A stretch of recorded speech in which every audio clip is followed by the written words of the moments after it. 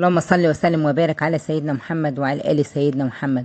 لما تلاقي ان علاقتك مع جوزك بقت مضطربة ومليانة مشاكل، او انك حاسة انه بيبعد، او انك ما بقيتيش من اولوياته، وقبل ما تجري على الكوافير وتقص شعرك وتضربي الاحمر العناب التمام زي ما صاحبتك نصحتك، او تروحي الجيم وتمشي على دايت اللي بينزل 15 كيلو في الاسبوع. طبعا دول مشاوير مهمين ما اقدرش اعترض عليهم، بس في حاجة اهم لازم نعرفها كلنا.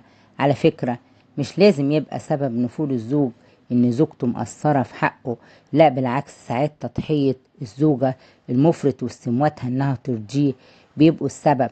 ساعات الزوج بيطفش لما بيحس ان مراته ما عندهاش حاجة غيره في حياتها، مفيش اهتمامات عندها غير هياكل ايه وهيلبس ايه وهيقعد معاه قد ايه. ساعتها بس بيحس انها مملة، فاضية، ما فيهاش جديد، مواضيعها متكررة.